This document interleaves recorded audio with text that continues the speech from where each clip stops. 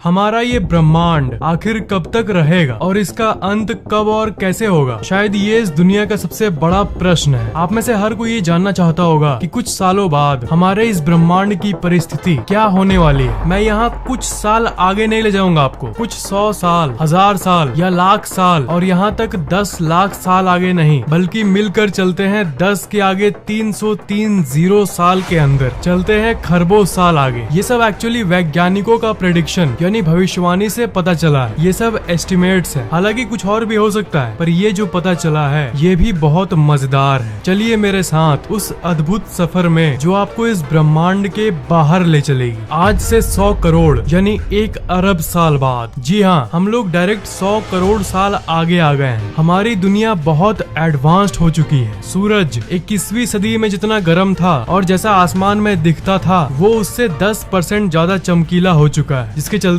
गर्मी धरती पर बहुत बढ़ चुकी है। नासा की एक रिपोर्ट के हिसाब से 21वीं सदी में धरती का औसतन तापमान यानी एवरेज टेम्परेचर करीब 14.5 डिग्री सेल्सियस था, पर अब सूरज का ताप बढ़ने के चलते धरती का औसतन तापमान वोपिंग 50 डिग्री सेल्सियस के करीब पहुंच गया है। और इस चीज की वार्निंग 21वीं सदी के लोगों को दी गई थी कि पॉल्यूशन के चलते ये होने वाला है, पर इंसानों की लापरवाही के चलते ओजोन लेयर पूरी तरह से गायब हो चुका है। आज से 200 करोड़ यानी 2 अरब साल बाद 100 करोड़ और साल बीत चुके हैं। अब धरती का तापमान और भी बढ़ चुका है। इसी गर्मी के चलते धीरे धीरे सारे समुद्र और नदियां भी अब सूखी हो गई है। इस समय अब बढ़ती गर्मी के चलते धरती से धीरे धीरे जीवन खत्म होने लगा है और इंसान नामक जीव जो धरती पर कभी रहते थे वो अभी अभी सूरज के प्रकोप के चलते डायनासोर्स की तरह एक्सटिंक्ट यानी लुप्त हो चुके हैं। टूटे हुए बिल्डिंग्स और उनकी यादें अब सिर्फ यही बची हुई है। सिर्फ कुछ जीव बचे हुए हैं और वो भी धीरे धीरे मर रहे हैं। और कुछ एकाध लकी बचे हुए अमीर लोग मंगल ग्रह पर चले गए हैं, क्योंकि वहाँ सूरज का ताप धरती के मुकाबले थोड़ा कम है। पर कुछ 1000 साल के अंदर ही सूरज का ताप इतना बढ़ा है कि मंगल भी रहने लायक नहीं रहा। और अब इस समय इंसान कहीं जा भी नहीं सकता और कुछ कर भी नहीं सकता। इसलिए इंसान नामक प्रजाति अब लुप्त हो चुका है, एक इतिहास बन चुका है। इस समय अब कोई भी इंसान इस ब्रह्मांड में मौजूद नहीं है। आज से 400 करोड़ यानी 4 अरब साल बाद हमारी आकाश गंगा का पड़ोसी जिसका नाम है एंड्रोमेडा, उसने हमारी मिल्की वे को अपने तरफ टान लिया है। बहुत पहले जब इंसान जिंदा थे यानी 21वीं सदी में ये एंड्रोमेडा गैलेक्सी करीब 250 करोड़ प्रकाश वर्ष दूर था मिल्की वे से, पर अभी ये आपस में कोलाइड करने जा रहा है। और अब तपती हुई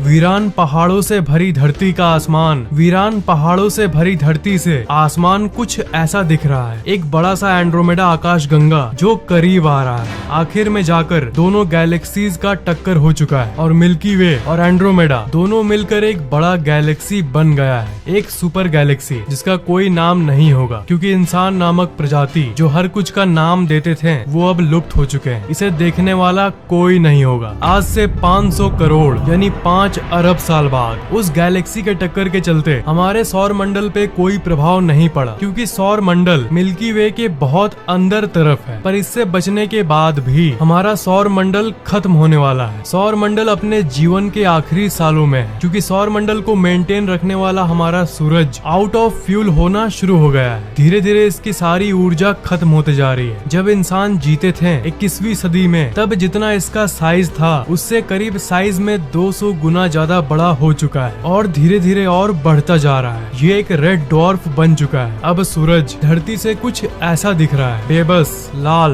बड़ा सा मरता हुआ सूरज, और इसे भी देखने वाला कोई नहीं होगा। अब इस समय सौर मंडल के एंगल से देखें तो सूरज का साइज और भी बढ़ता जा रहा है और वो अब सौर मंडल का पहला ग्रह यानी बुध ग्रह को अब वो निगल चुका है। अब सौर मंडल में 8 नहीं बल्कि सिर्फ 7 ग्रह हैं। अब सूरज सारे ग्रहों को एक एक करके निगलता जा रहा है। सबसे पहले ये मर्क्यूरी को निगला, फिर वेनस को, फिर धरती नामक ग्रह को भी निगल गया है, जिस पर कभी इंसान नामक प्राणी हुआ करते थे। धीरे धीरे करके जुपिटर, सैटर्न, यूरेनस, नेपच्यून सबको सूरज निगल चुका है और अब सौर मंडल में कोई भी ग्रह नहीं बचा है, सिर्फ सूरज ही बचा है। आज से 1,500 करोड़ यानी 15 अरब साल बाद सौर मंडल का अंत हो चुका है और अब सौर मंडल कुछ ऐसा दिख रहा है, एक मरता हुआ बूढ़ा सा सूरज और आसपास बिखरे हुए ग्रहों के टुकड़े। एक मरता हुआ सूरज जो कि ठंडा हो रहा है और ये बेचारे टुकड़े जो कि उन ग्रहों के हैं जिसे सूरज ने 1000 करोड़ साल पहले ही निगल लिया था। सौर मंडल, जो प्यारा सा सौर मंडल हुआ करता था, उसका अस्तित्व अब पूरी तरह से मिट चुका है। आज से 10,000 करोड़ यानी 100 अरब साल बाद जिस जगह पे मिल्की वे गैलेक्सी है,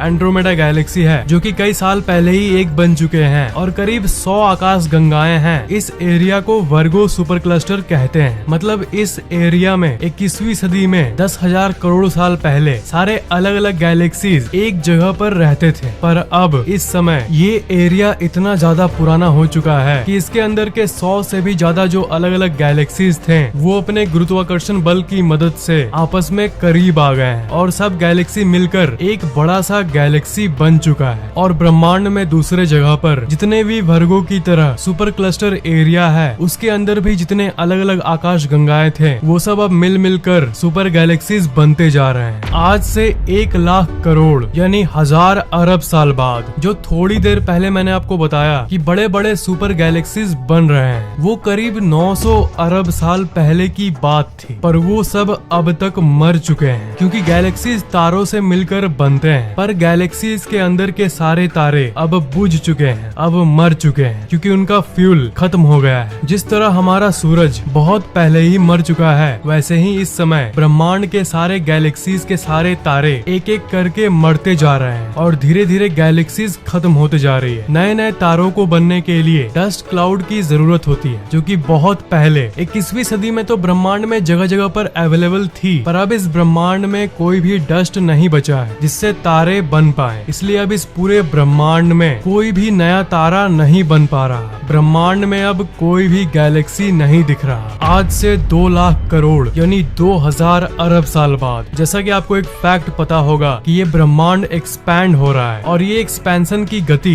बढ़ते जा रही है। पर अभी 2 लाख करोड़ साल बाद ये स्पीड लाखों गुना बढ़ गई है। अब इस ब्रह्मांड में कोई गैलेक्सीज तो नहीं है, पर टूटे हुए कुछ अवशेष बचे हैं। पर ब्रह्मांड के फैलाव के चलते वो भी एक दूसरे से दूर होते जा रहे हैं। उनके बीच का गैप बढ़ता जा रहा है, क्योंकि ये ब्रह्मांड हद से ज्यादा तेजी से फैल रहा है। आज से 20 लाख करोड़ यानी 20,000 अरब साल बाद इस मरते हुए ब्रह्मांड के दूसरे साइड में अभी भी आखिरी के 10 या 20 तारे बचे हुए हैं। एंड ऑफ कोर्स अंतरिक्ष के वो दानव जिसे ब्लैक होल कहते हैं, वो अब इस ब्रह्मांड के राजा बन चुके हैं। तारे और ग्रह तो अब इस ब्रह्मांड में न के बराबर है, पर ब्लैक होल सब लाखों के तादाद में इस ब्रह्मांड में घूम रहे हैं, और वो ग्रहों के बचे हुए अवशेषों को ढूंढ रहे हैं ताकि वो उसे खा पाए। आज से 1 करोड़ करोड़ यानी 1 लाख अरब साल बाद अब इस ब्रह्मांड के दूसरे साइड के जो आखिरी के तारे कुछ बचे थे, वो भी अब मर चुके हैं, और ब्लैक होल्स बचे हुए जितने प्लैनेट्स के एकाध टुकड़े हैं उन्हें भी खाना शुरू कर दिए हैं। और ब्रह्मांड के बचे जितनी भी चीजें हैं, ब्लैक होल्स धीरे धीरे वो सब कुछ को खाते जा रहे हैं, और अब कोई भी ऐसी चीज इस ब्रह्मांड में नहीं बची जो कि दिख पाए। अब सिर्फ ब्लैक होल्स और ब्लैक होल्स ही बचे हैं। आज से 10 के आगे 40 शून्य साल बाद ये इस ब्रह्मांड की अंत की शुरुआत है। अब कोई भी चीज इस ब्रह्मांड में नहीं बची। पर चलिए अब हम जूम गॉगल्स पहन लेते हैं। अब आप देख सकते हो कि छोटे परमाणु स्तर पर अब स्पेस में सिर्फ अलग अलग परमाणु ये अलग अलग होकर स्पेस में घूम रहे हैं। जो कुछ लास्ट बचे हुए ग्रहों के टुकड़े थे जिसे ब्लैक होल्स दूरी के चलते नहीं निकल पाए थे, वो लकी पार्टिकल्स अलग अलग होकर स्पेस में तैर रहे हैं। पर अब क्योंकि कुछ नहीं बचा सिवाय ब्लैक होल्स के,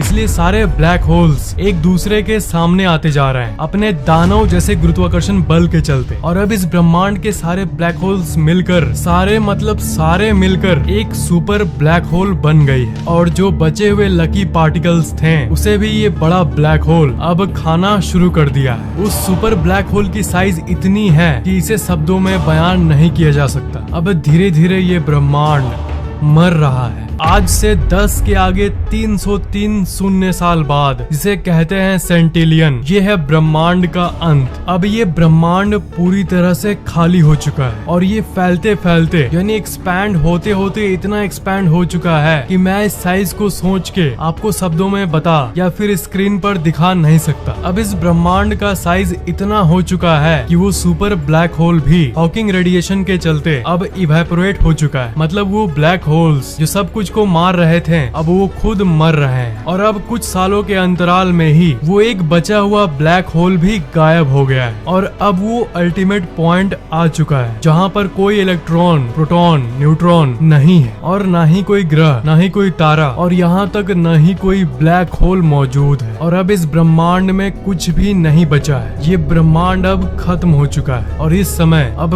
कुछ भी मौजूद नहीं है। और यहाँ तक कुछ भी, ये कुछ भी नहीं है, ये भी मौजूद नहीं है। एब्सोल्युटली नथिंग, सिवाय इस खाली जगह के बदले, सिवाय इस स्पेस के बदले। और यही स्पेस शायद वो चीज है जिसे भगवान कहते हैं, क्योंकि ये हर जगह है और स्पेस ना जन्म लिया है और न ही कभी मर सकता है। स्पेस की अंदर की चीजें तो सारी की सारी जन्म लेकर खत्म हो चुकी है, पर स्पेस अपने आप में एक नॉन एग्जिस्टेंट चीज है। मतलब ये मरा हुआ है, मतलब ये कुछ नहीं है और ये अल्टीमेट है। और मरे हुए को कोई कैसे मार सकता है। इसी स्पेस में एक समय धरती नामक ग्रह हुआ करता था जिसमें इंसान रहते थे। इसमें एक दिन आप मोबाइल पे फैक्ट की वीडियो देख रहे थे जिसमें वो समय के अंत के बारे में बता रहा था, पर अब वो सब खत्म हो चुका है, सिर्फ स्पेस ही बचा हुआ है। अब कुछ भी नहीं है। यह है समय, ब्रह्मांड और अस्तित्व का अंत। अब सब कुछ जीरो हो चुका है, बट सिर्फ एक चीज बचा है और वो है लाइक बटन जो इस वीडियो के नीचे है। चलो, हमने बहुत माथापेची कर लिया, बहुत कुछ को देखा, पर आपको इस बात से सुकून मिलना चाहिए कि ये सब अरबों साल बाद होने वाला है। इसलिए चिंता मत करो, अभी अपनी जिंदगी को आराम से एंजॉय करो। Sit back and relax. ये वीडियो कैसा लगा नीचे कमेंट जरूर करना। इस वीडियो को लाइक और शेयर कर देना, और अगर आपने अभी तक इस चैनल को सब्सक्राइब नहीं किया तो सब्सक्राइब जरूर कर लेना।